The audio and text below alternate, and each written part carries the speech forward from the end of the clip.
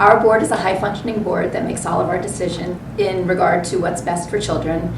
And we also, in our strategic plan, have integrated a laser focus on the priorities that we set.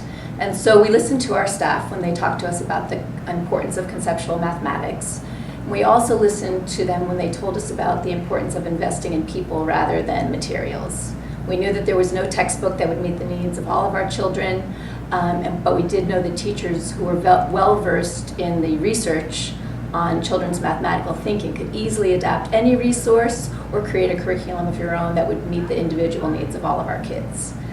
We also had to agree to commit a significant amount of time and resources. We understood that this would not be a short venture or an inexpensive one. Even during the worst point of the recession, when I expected the district may need to slow or temporarily halt the training, my colleagues and my staff insisted that we push forward, and we, again, because of that laser focus on our priorities, we needed to look for other creative ways to make ends meet. The other thing that we did was expect a certain degree of accountability, meant that we needed to be involved hands-on to see what the return on the investment was, and so we spent a lot of time in classrooms. At least once a month we visit one of our schools, and during this period of time the principals and our superintendent highlighted the evidence of the impact of the training.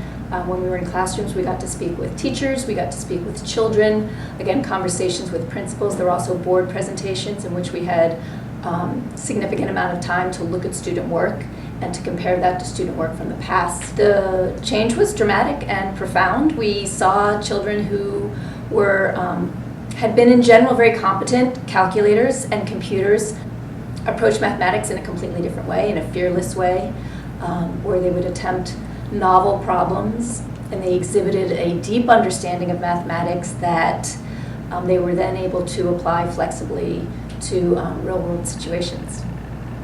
I think this training has been different from a lot of the other trainings I've attended in the past for a couple different reasons. First of all, our whole district is doing it, so it's given us a really nice way to come together depending on what school. It doesn't matter what school site you're at. Everybody's going through the same training, and so it has that feeling of a district-wide goal, which I think keeps us all together and kind of along the same path. Well, that was the only thing I think I would have done different is I would have asked first. I would have said, and I think part of that was just because she was trying to get moving on to the next person. So I would have said, well, you just told me that you took a half and you split it in half and what are the size of those pieces, and you said tenths. Then I would have said, can you write that as an equation? Just to see if you could. Did you have at that point, or was it? This is the most efficient. We are involved in problem solving ourselves. We solve the problems. We talk as a group as if we really are the students, which we really are. And so the activities that we do in the training have really helped move us forward, because we don't just sit and listen to a presentation. We are actually problem solving and trying to make sense of the work just as our students would. I don't think for me personally, I couldn't have developed so much as a teacher without the research that we've looked at and the videos that we've watched and all those things. You see that research come alive with your students. Yeah. You see where they are, if they're direct modeling or if they're skip counting, where they are in their development and their understanding. It helps you make those decisions of where to go next based on the research. Listeners because we know what to listen for. And we know what to look for. It's like the research comes alive in our Yeah. classrooms. Like, oh, they're direct modeling and they're skip counting.